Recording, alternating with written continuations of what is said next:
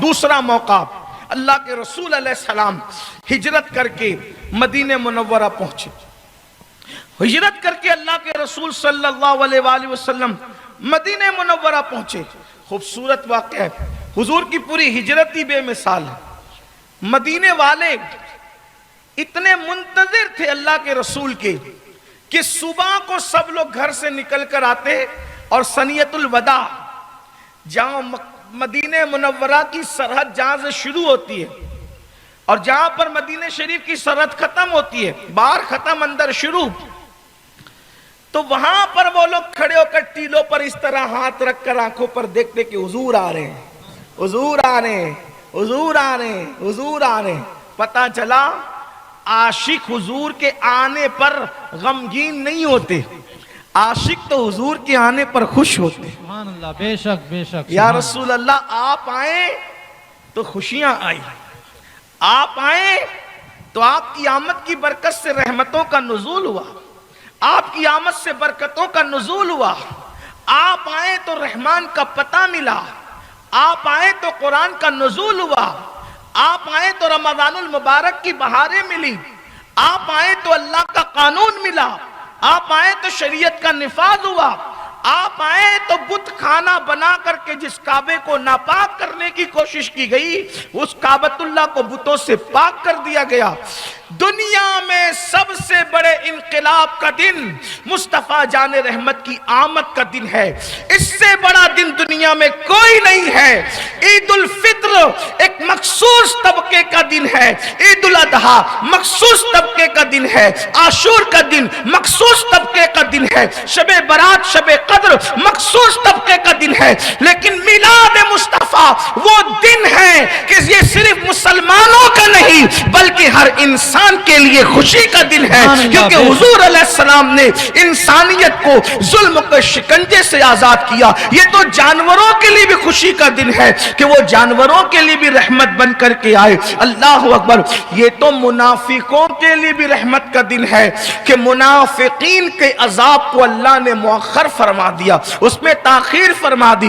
کافروں کے لیے بھی یہ دن اللہ اکبر کیسا رحمت والا دن ہے کہ اگر حضور نہ آتے تو کب کا ان پر پتھر برس جاتے، کب کا ان پر آگ برس جاتی. لیکن اللہ فرماتا ہے ما کان اللہ لیعذبہم وانت فیہم. پیارے حبیب آپ ان کے درمیان موجود ہیں اس لیے ہم ان پر عذاب کرنے والے نہیں ہیں. اللہ اکبر. تو عرض یہ کر رہا تھا اللہ کے رسول علیہ السلام ہجرت کر کے مکہ المکرمہ سے مدینہ منورہ کی طرف جا رہے ہیں. صحابہ انتظار کر رہے ہیں، عورتیں چھت پر چڑھ کر انتظار کرتی ہیں حضور آنے والے ہیں. مرد سنیت الوداع پر پہنچ کر انتظار کرتے ہیں حضور آنے والے ہیں. آتے ہیں جاتے ہیں، آتے ہیں جاتے ہیں. بالآخر وہ دن آ ہی گیا کہ حضور آ گئے. بعض سیرت نگاروں نے لکھا حضور کی پیدائش کا دن 12 ربیع الاول اور پیر کا دن، اور جس دن اللہ کے رسول ہجرت کر کے مدینہ منورہ پہنچے وہ دن بھی پیر کا دن تھا اور ربیع الاول کی 12 تاریخ. سبحان اللہ سبحان اللہ. اتفاق ہے، ایک حسن اتفاق ہے، بڑا خوبصورت اتفاق ہے، بڑا خوبصورت اتفاق ہے. اور آپ کو بتاؤں پھر اس پر ایک اور حسین چیز کہ جس وقت اللہ کے رسول پیر کے دن 12 تاریخ کو مدینہ منورہ پہنچے تو حدیث پاک میں آتا ہے کہ عورتیں چھت پہ تھی اور بنو نجار کی چھوٹی چھوٹی بچیاں دف بجا کر کے نعت پڑھ رہی تھی. طلع البدر علینا من ثنیات الوداع وجب الشکر علینا ما دعا للہ دائی. سبحان اللہ سبحان اللہ. تو پتا چلا کہ حضور آئے تو پھر نعتیں ہونی چاہیے. بے شک بے شک. سبحان اللہ. بعض لوگ ایسے ہیں جن کو یہ لگتا ہے کہ نعتیں نہیں ہونی چاہیے، ان کو لوگ نعتوں کو گانا بجانا کچھ دنیا دار لوگ ہیں یا کچھ کالج اسکول کے ایسے بچے ہیں کہ جو دین نہیں جانتے، جو لوگ دین نہیں جانتے. یا پھر یہ بات کون کرتا ہے؟ جو بچے دین نہیں جانتے کہ بھئی ہمارے دین میں گانے بجانے کا کیا تعلق، ہمارے دین میں شعر شاعری کا کیا تعلق. کچھ تو وہ ہیں، اور ایک طبقہ وہ ہیں جن کے دل عشق اور محبت سے خالی ہے. پتہ نہیں وہ کون لوگ ہیں, کہاں رہتے ہیں, کس دنیا میں رہتے ہیں, کیا فکر ہے. دو طبقے ہیں جو اس کا انکار کرتے ہیں. ایک تو وہ جس کے پاس علم نہیں. توجہ آپ کی, دو طبقے اس کا انکار کرتے ہیں. کس کا؟ ایک تو وہ جس کے پاس علم نہیں, اور ایک وہ ہے جس کے پاس علم ہے مگر عشق نہیں. یا تو بے علم اس کا انکار کرتا ہے یا تو بے عشق انکار کرتا ہے. اور بے علم جاہل ہوتا ہے, بے علم جاہل ہوتا ہے, اور بے عشق جس کے پاس حضور کا عشق نہ ہو وہ کافر ہوتا ہے. تو یا تو جاہل اس کا منکر ہے, یا تو عشق نہ کر کے کافر اس کا منکر ہے. عشق نہ کر کے کافر اس کا منکر ہے, کیونکہ عشق کے بغیر ایمان نہیں ہو سکتا. تو اب ہمارے مذہب میں گانے کی اجازت تو نہیں ہے, لیکن نعت کو گانا بجانا کہنا یہ انتہائی درجے کی دل کی بدبختی اور شقاوت ہے. شاید ہی 1% لوگ بھی یہ بات نہیں کرتے ہوں گے جن کے پاس اللہ نے دل دیا ہے, عشق دیا ہے, محبت دی ہے. اس کا ثبوت کیا ہے؟ انصار کی چھوٹی چھوٹی بچیاں بنو نجار کی کہہ رہی ہے طلع البدر علینا من ثنیات الوداع وجب شکر علینا ما دعا للہ دائی. اور حضور یہ سن رہے ہیں اور سن کر کے مسکرا رہے ہیں, اور جو غلام ہیں وہ خوشی سے نعرے لگا رہے ہیں مرحبا بکا یا رسول اللہ, مرحبا بکا یا رسول اللہ, مرحبا بکا یا رسول اللہ. اور صحابہ کرام کہتے ہیں فداک امی و ابی یا رسول اللہ, یعنی کہ نعرے لگ رہے ہیں مدینہ منورہ میں. گویا کہ پتہ چل رہا ہے نعت بھی ہو رہی ہے, نعرے بھی ہو رہے ہیں. اور سیرت نگار لکھتے ہیں آقا آئے تو اتنی بھیڑ ہو گئی کہ رستے میں چلنے کی جگہ نہ رہی. اس کو جلوس نہیں کہتے تو پھر جلوس کہتے کس کو؟ سبحان اللہ, سبحان اللہ. مدینے میں قدم رکھا تو نعرہ بھی ثابت ہو گیا, نعت بھی ثابت ہو گئی, اور حضور کی آمد پر لوگوں کا روڈ پہ نکلنا بھی ثابت ہو گیا. یہ تو یہی بات ہے نا, اگر انسان کو عشق ہو تو پھر عشق جو ہے وہ سارے جو ہے وہ نکال ہی لیتا ہے, اخذ کر ہی لیتا ہے. اور پھر ایک بات آپ کو بتاؤں, پھر نعتوں کا یہ سلسلہ چلا, اس شان سے چلا کہ کبھی حسان نے کہا وَأَحْسَنُ مِنْكَ لَمْ تَرَ قَطُّ عَيْنِي وَأَجْمَلُ مِنْكَ لَمْ تَلِدِ النِّسَاءُ خُلِقْتَ مُبَرَّعًا مِنْ كُلِّ عَيْبٍ كَأَنَّكَ قَدْ خُلِقْتَ كَمَا تَشَاءُ. یا رسول اللہ, آپ جیسا حسن والا میری آنکھوں نے نہیں دیکھا. میری آنکھیں کیا دیکھتی یا رسول اللہ؟ آپ جیسا حسن و جمال والا کسی ماں کی گود میں پیدا ہی نہیں ہوا. اور پھر حسان کہتے ہیں میرے آقا اللہ نے ہر عیب سے آپ کو پاک بنا کر کے پیدا فرمایا, اور کہتے ہیں آپ جیسا بننا چاہتے تھے. حسان کا عقیدہ دیکھ, صحابی رسول کا عقیدہ, یا رسول اللہ آپ جیسا بننا چاہتے تھے, گویا اللہ نے آپ کو آپ کی مرضی کے مطابق پیدا فرمایا. اس کو میرے امام کہتے ہیں وہ کمال حسن حضور ہے کہ گمان نقص جہاں نہیں, یہی پھول خار سے دور ہے, یہی شمع ہے کہ دھواں نہیں. میں نثار تیرے کلام پر ملی یوں تو کس کو زبان نہیں. وہ سخن ہے جس میں سخن نہ ہو, وہ بیان ہے جس کا بیان نہیں. فصا عرب کے بڑے بڑے تیرے آگے یوں ہے دبے لچے, کوئی جانے منہ میں زبان نہیں بلکہ جسم میں جان نہیں. تو یا رسول اللہ کروں تیرے نام پہ جاں فدا, نہ بس ایک جاں تو جہاں فدا, تو جہاں سے بھی نہیں جی بھرا, کروں کیا کروڑوں جہاں نہیں. حضور علیہ الصلوۃ والتسلیم کی نعتیں پڑھی جا رہی. ایک بات آپ سے اور کہتا ہوں, اگر اس امت میں نعت شریف کو رائج کر دیا جائے تو یہ امت گناہ سے محفوظ ہو سکتی. نوجوانوں کو ہم گناہ سے بچانے کے لیے آلٹرنیٹ کے طور پر نعت کی طرف مائل کر, اس لیے کہ اسلام آلٹرنیٹ پیش کرتا ہے, بدل پیش کرتا ہے. منع کرنے سے بدل پیش کرنا آسان ہوتا ہے.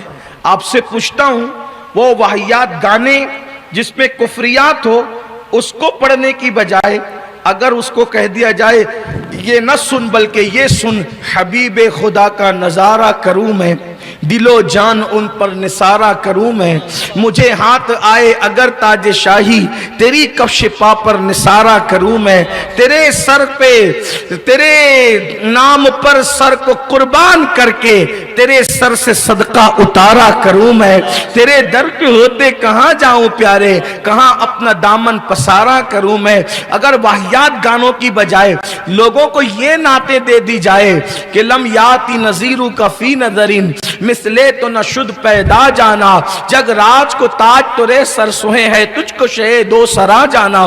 اگر ہم کوئی غزل کی بجائے لوگوں کو یہ نعت دے دے، وہ سوئے لالا زار پھرتے ہیں، تیرے دن اے بہار پھرتے ہیں، جو تیرے در سے یار پھرتے ہیں، در بدر یوں ہی خار پھرتے ہیں، اس گلی کا گدا ہوں میں جس میں مانگتے تاجدار پھرتے ہیں۔ یہ تو چند نمونے میں نے پیش کیے، ورنہ آج بھی نعتیں لکھنے والے لکھ رہے ہیں، پڑھنے والے پڑھ رہے ہیں، خوبصورت انداز ہے، خوبصورت لہجہ ہے، خوبصورت تخیلات ہے، خوبصورت تصورات ہے، آج بھی نعتوں کا سلسلہ جاری ہے۔ حسان، سعدی، شیرازی، غزالی اور جو ہے وہ نابغہ جادی، امام اہل سنت، مفتی اعظم، کافی مراد آبادی، اس طریقے سے لوگوں کی بزرگوں کے نقش قدم پہ چلتے ہوئے نعتیں لکھی جا رہی ہے، گفتگو ہو رہی ہے، سلسلہ چل رہا ہے۔ اور ایک بات آپ کو بتاؤں، نعت شریف پڑھنے والوں کے لیے مغفرت کی بشارت ہے، جوانی کی بشارت ہے، منہ سلامت رہنے کی بشارت ہے، بلکہ اللہ اس منہ کو کینسر سے بچا لے جس منہ پر، جس زبان پر مصطفیٰ جان رحمت کی مدحت ہو۔ اللہ اکبر۔ میرے آقا علیہ السلام نے حسان سے کہا تھا، حسان جب تک تو میری نعت پڑھتا رہے گا اللہ جبریل کے ذریعے تیری مدد کرتا رہے گا۔ عرض کی اللہ جب تک حسان میری نعت پڑھے اس کا منہ سلامت رکھنا۔ صحابہ کہتے 120 سال کے ہو گئے تھے حسان، ایسا لگتا تھا جیسے ابھی بھی جوان ہے۔ سبحان اللہ، سبحان اللہ۔ نعت شریف کی اپنی برکت ہے۔ اپنے بچوں کو عادی بنائیے، اپنے بچوں کو پابند، گانے مت گائیے، گانے میں کفریہ کلمات ہے، گانے میں گندگی ہے۔ اور ایک چیز ہے، گانا جس کے لیے گایا گیا وہ زانی لوگ ہیں، زانیہ لوگ ہیں، وہ شرابی ہیں، جواری ہے اور گنہگار ہے، مجرم ہے اور اللہ کے نافرمان ہے، اللہ کے دشمن ہے وہ لوگ جن کے لیے گانے اور غزلیں ہیں۔ اس لیے حضور کی مدحت کیجئے، حضور کی مدح سرائی کیجئے۔ میرے پیارے آقا علیہ الصلوۃ والتسلیم کے پیارے دیوانوں، حضور کی نعت پڑھو گے اس کی برکتیں دنیا میں بھی ہے، آخرت میں بھی ہے۔ میں بات آگے بڑھانے سے پہلے ایک بات یہاں آ گئی تو عرض کر دوں، نعت کی بات، پھر آگے چلتے میں عنوان سے نہیں ہٹوں گا، بات کروں گا، لیکن عنوان آگے بڑھانے سے پہلے بات اچانک یاد آئی۔ نعت شریف کا فائدہ کیا ہے؟ نعت شریف کا فائدہ کیا ہے؟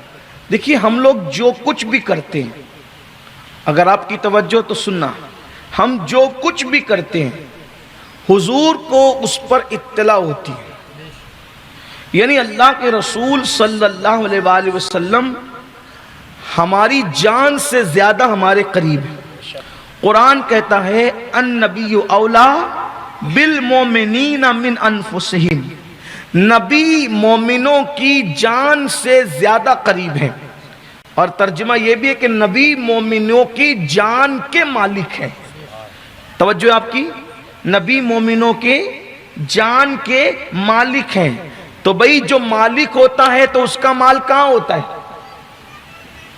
مال تو مالک کے قریب ہی ہوتا ہے نا، مال تو مالک کے قبضے میں ہی ہوتا ہے نا۔ تو چاہے یہ کہو چاہے یہ کہو، اسی لیے میرے امام نے کہا سب کچھ تو انہی کا ہے، پر دل کی اگر پوچھو یہ ٹوٹے ہوئے دل ہی خاص ان کی کمائی ہے۔ سب کچھ تو انہی کا ہے، سچ بات اگر پوچھو یہ ٹوٹے ہوئے دل ہی خاص ان کی کمائی ہے، سب ان کی مٹھی میں ہے۔ اسی لیے سرکار نظمی نے بھی کہا کہ ان کی بند مٹھی میں سارا باق پن میرا۔ تو حضور علیہ السلام، نعت شریف یہ بھی عشق پیدا کرنے کا ذریعہ ہے۔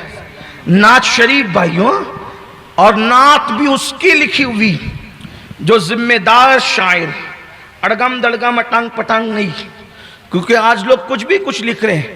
ایک جلسے میں موجود تھا، کسی نے کہا وہ اس کے منہ پہ ڈال دو گرم پانی، اس کے منہ پہ ڈال دو ٹھنڈا پانی۔ میں نے کہا یہ کوئی نعت ہے؟ یہ ٹھنڈا پانی گرم پانی، ایک نعت میں نے سنا کہہ رہے کہ اتنا ماریں گے کہ ڈھونڈتے رہ جاؤ گے. میں نے کہا یہ کوئی نعت ہے؟ مار پیٹ کی کوئی بات نعت میں ہوتی؟ نعت کہتے ہیں محبوب کی تعریف اور دوسرے رخ پر محبوب کے دشمنوں کو جواب دینا. محبوب کی مدحت کرنا یا محبوب کے دشمنوں کو جواب دینا. 14ویں صدی میں اگر صنف نعت کو دیکھیں تو مجھے امام احمد رضا کے کلام کو میں تخیلات کی معراج پر دیکھتا ہوں. اگر یہاں پڑھے لکھے لوگ موجود ہیں تو میں ان کے سامنے ایک کلام پیش کرتا ہوں ایسے ہی، اور وہ ذرا سمجھے کہ یہ بات کون کر رہا ہے، کس طرح کی بات ہے. وہ کہتے ہیں، اور دیکھیے تغزل نعت دونوں ایک دوسرے سے کیسے گلے مل رہے ہیں اور اردو ادب کس طریقے سے معراج پا رہا ہے. کہتے ہیں کیا مہکتے ہیں مہکنے والے، بو پہ چلتے ہیں بھٹکنے والے، جگمگا اٹھی میری گور کی خاک، تیرے قربان چمکنے والے، حسن تیرا سا نہ دیکھا نہ سنا، حسن تیرا سا نہ دیکھا نہ سنا، حسن تیرا سا نہ دیکھا نہ سنا. کہتے ہیں اگلے زمانے والے، کہتے ہیں اگلے زمانے والے، وہی دھوم ان کی ہے ماشاء اللہ. مٹ گئے آپ مٹانے والے، مٹ گئے آپ مٹانے والے. آسیو تھام لو دامن ان کا، آسیو تھام لو دامن ان کا، وہ نہیں ہاتھ جھٹکنے والے. سنیو ان سے مدد مانگے جاؤ، پڑے بکتے رہے بکنے والے. اور کہتے ہیں کفے دریائے کرم میں ہے رضا، کفے دریائے کرم میں ہے رضا، 5 فوارے چھلکنے والے. اور کیوں رضا آج گلی سنی ہے، اٹھ میرے دھوم مچانے والے. اللہ اکبر. اس طرح سے بے شمار کلام ہے، اور بھی لکھنے والوں نے لکھا ہے. تو عرض یہ کر رہا تھا کہ نعت شریف آپ اچھے سے نعت شریف سنیں. آپ جو بھی کرتے ہیں، ہم جو بھی کرتے ہیں، حضور دیکھتے ہیں. یہ جو محفل سجی ہے نا، اس پر بھی حضور کی نظر ہے، اس پر بھی حضور علیہ السلام، کیونکہ وہ ہماری جانوں سے زیادہ قریب ہیں. اب آپ کو یہ بھی احساس ہونا چاہیے بات آگے بڑھانے سے پہلے، جب اس پر بھی حضور کی نظر ہے تو آپ نماز نہیں پڑھتے تو اس پر بھی حضور کی نظر ہے. اگر آپ سود کا دھندا کرتے تو اس پر بھی حضور کی نظر ہے. اگر آپ کسی لڑکی سے ناجائز اور حرام تعلقات قائم کرتے ہیں تو اس پر بھی حضور کی نظر ہے. اگر آپ کسی کے ساتھ پاپ کرتے ہیں تو اس پر بھی حضور کی نظر ہے. اس لیے ذرا سنبھل کر، جب نبی کو اپنی جان کے قریب مانتے ہو، جان سے زیادہ قریب مانتے ہو، تو پھر تھوڑا اس کا بھی احساس کرنا. اور ایک بات آپ سے یہ بھی کہوں، کلام سنو، سچے سچے شعرا کے سنو. آج کل لوگوں کا مزاج بدل گیا، کسی کا بھی سنتے ہیں. بلکہ اب تو آج کل ہم یہ دیکھ رہے ہیں کہ لوگ رافضیوں کا کلام بھی سن رہے ہیں.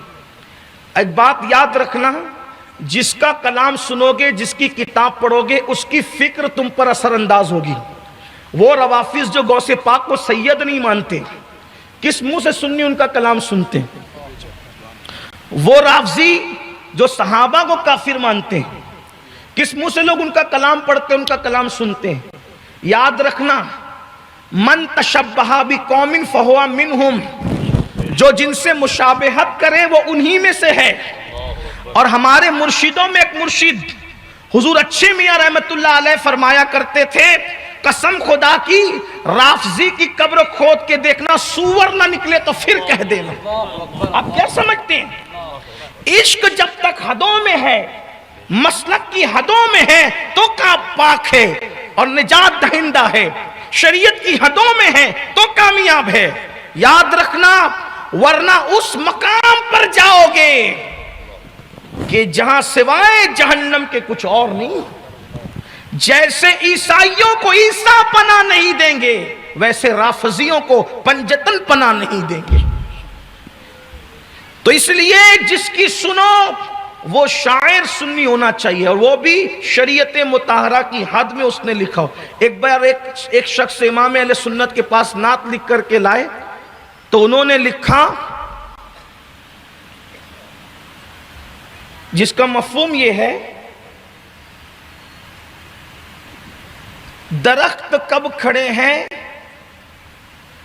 گنبد خضرا کے سامنے. درخت کھڑے ہیں، مجھے یاد نہیں آ لیکن میں مفہوم پیش کروں. درخت کھڑے ہیں گنبد خضرا کے سامنے، مجنو کھڑے ہو جیسے مجنو کھڑے ہو جیسے خیمہ لیلا کے سامنے. یعنی قدسی کھڑے ہیں، ہاں یہ قدسی کھڑے ہیں ایسے گنبد خضرا کے سامنے کہ مجنو کھڑے ہو جیسے خیمہ لیلا کے سامنے. تو یعنی حضور کے روضے کو خیمہ لیلا سے تشبیہ دی ہے نا، خیمہ لیلا سے تشبیہ دی. تو میرے امام نے اس کی کیا اصلاح کی؟ فرمایا کجا لیلا اور اس کی اوقات، اور کہاں میرے محبوب کا روضہ. یہ کہو کہ درخت یوں کھڑے ہیں گنبد خضرا کے سامنے، قدسی کھڑے ہو عرش مولا کے سامنے.